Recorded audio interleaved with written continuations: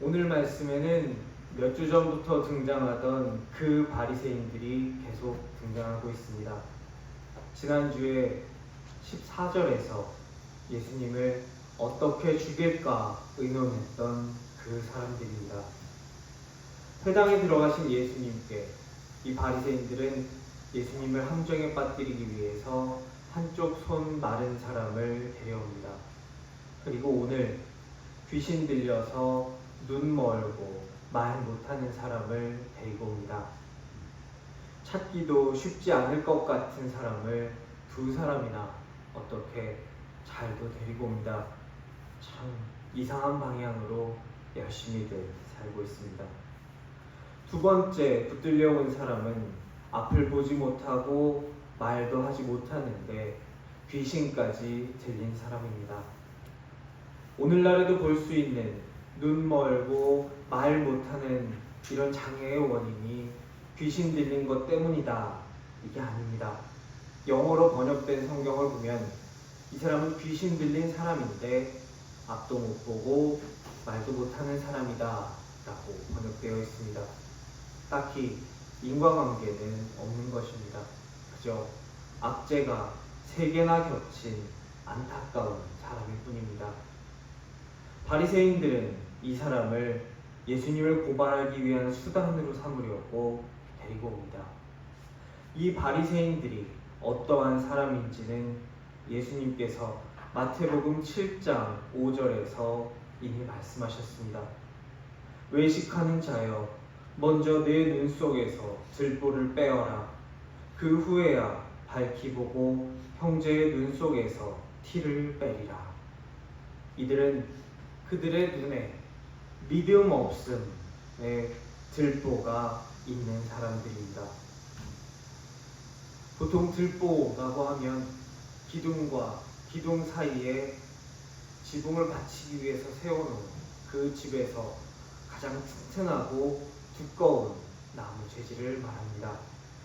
이러한 들보가 눈에 있다라는 것입니다. 하나님의 아들을 그들이 그렇게 고대하던 대로 세상에 오신 메시아를 그대로 보면 되는데, 보는 그대로 믿으면 되는데, 그들이 눈에 들보를 끼고 있으니 잘 보일 리가 없습니다. 잘 보이지 않으니 대상을 제대로 인식하지 못하고 이해하지 못합니다. 제대로 이해하지 못하니 틀린 생각을 가지게 됩니다. 내가 엘리트고 나만이 율법을 해석해서 사람들을 올바른 길로 이끌 수 있다라는 근거 없는 자부심에 충만했던 바리새인들이라 자기가 틀렸다는 것을 인정하지 않으려고 합니다. 틀린 걸 인정을 안 하고 자꾸 틀리니까 그 틀린 방향으로 계속 갑니다. 계속 갈등이 생기고 매번 틀리고 매번 지고 매번 망신당합니다. 그래서 이제 그들의 속에 악이 쌓이게 됩니다. 마음에 가득한 그 악이 그들의 입으로 나오게 됩니다. 오늘 회당에서 예수님은 이 비극적인 일이 3개나 겹친 사람을 고치십니다. 사람들은 놀라서 이 고치신 분이 다윗의 자손 메시아가 아닌가라고 묻습니다. 바리새인들은 자기들이 죽이기로 작정한 그 사람을 가리켜서 사람들이 메시아가 아닐까라고 이야기하자 약이 오르기 시작합니다. 바리새인들의 눈에 보기에는 신성을 모독하는 놈인데 그를 가리켜 메시아라니. 그래서 이치에도 맞지 않는 말을 생각하지도 않고 막 뱉어버립니다. 저자가 귀신의 왕 바알세불을 힘입었다. 이렇게 외칩니다. 바리새인들은 당시 기준으로 똑똑한 사람들이었습니다. 글을 읽을 줄 알고 쓸 줄 알았으며 구약 성경과 율법을 연구했습니다. 사람들은 이들의 말을 대체로 신뢰하는 편이었습니다. 그런데 이들이 이제 놀리고 모으고 그저 악에 맞춰서 무익한 말이나 하고 있습니다. 예수님은 오늘 말씀 25절에서 27절 단 3절 만에 왜 이들의 주장이, 이들의 말이 무익하고 틀린 말인지를 설명해 버리십니다. 마태복음 7장은 이런 이들이 그들의 헤아리는 그 헤아림으로 나중에 헤아림을 받게 될 것이다 말씀하십니다. 오늘 우리가 읽은 말씀 36절 이후에서도 무익한 말, 악한 말을 하는 그대로 심판을 받을 것이다 말씀하십니다. 성경에는 이들 말고도 믿음 없음의 들보를 그들의 눈에 가지고 있는 사람들이 등장합니다. 그런 사람들 중에 하나가 여호수아서와 민수기서에 등장하는 10명의 정탐꾼입니다. 이들은 모세의 명령으로 가나안 땅을 정탐하고 돌아옵니다. 그리고 절망적인 예측을 쏟아놓습니다. 그들은 우리보다 강하다. 그들 앞에서 우리는 메뚜기와 같다. 우리는 못 이긴다. 우리는 이제 다 망했다 말합니다. 10명의 정탐꾼들이 한 말을 듣고 이스라엘 백성은 밤새 통곡합니다. 전부 다 모세와 아론 때문이다 원망하면서 차라리 이집트에서 죽거나 광야에서 죽었으면 더 좋았을 것이다. 아무 생각 없이 그들의 속에서 나오는 대로 뱉어댑니다. 그냥 이집트로 이제 다시 돌아가서 그냥 다시 노예나 하자라고 말합니다. 그들의 최후는 그들이 말한 대로 이루어졌습니다. 그들은 그들이 말한 대로 40년 동안이나 광야를 헤맸고 결국 그 광야에서 죽게 됩니다. 그들은 여호수아와 갈렙과 함께 그 땅을 정탐할 때 그 땅이 하나님의 말씀대로 젖과 꿀이 흐르는 땅임을 보았습니다. 그러나 그들의 눈에 믿음 없음의 들보가 씌어 있었기에 강하고 견고했던 그들의 적들을 압도해 버리시는 여호와 하나님을 그들은 보지 못했습니다. 그들의 눈에 믿음 없음의 들보가 있었기에 하나님이 그들에게 주실 승리의 모습을 그들은 보지 못했습니다. 자기 눈에 들보가 씌어 있는 것도 모른 채 그들은 믿음 없는 그들 속의 말들을 뱉어냈습니다. 그러자 똑같이 그들의 눈에 들보를 가졌던 이스라엘 백성들은 똑같이 악하게 반응했습니다. 누가복음 7장 말씀에서 시몬이라 이름하는 한 바리새인은 예수님을 자신의 집으로 초대합니다. 거기서 초대받지 않은 한 여인, 죄를 지은 한 여인이 예수님께 나옵니다.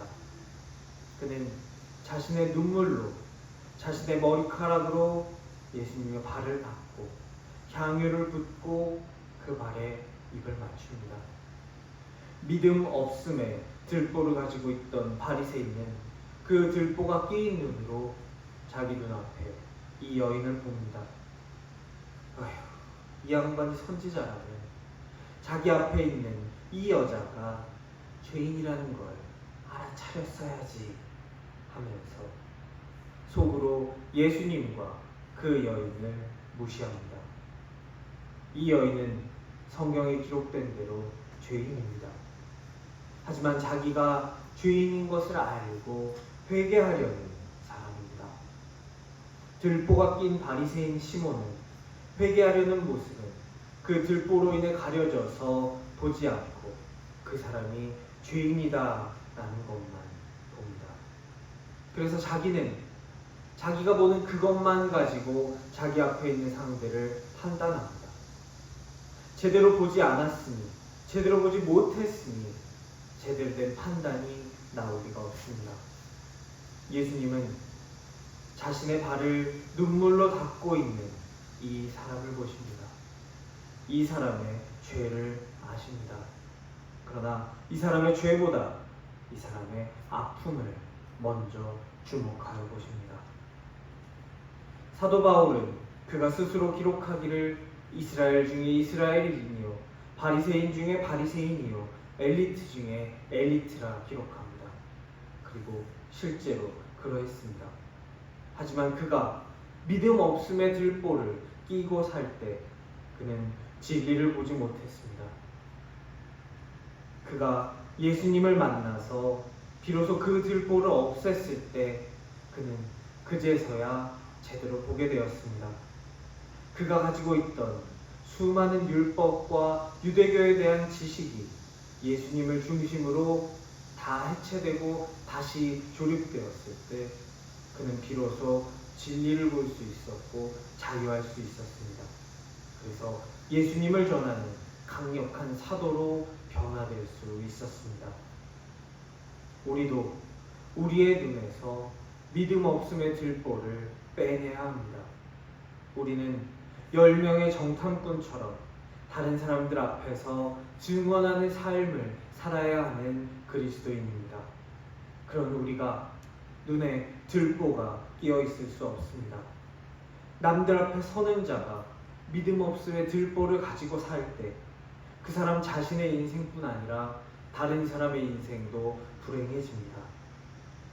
그들이 보아야 할 것을 보지 못하고 믿어야 할 것을 믿지 못했을 때 그들을 따르는 백성들은 그들과 함께 잘못된 길로 가게 됩니다.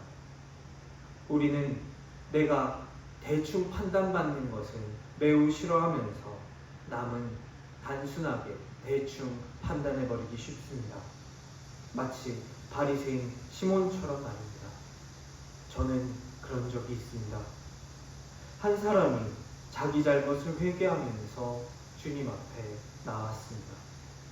하지만 저는 그 사람이 주님 앞에 나온 마음은 나의 들보로 가려서 보지 않고 그 사람의 잘못만 보려고 했습니다.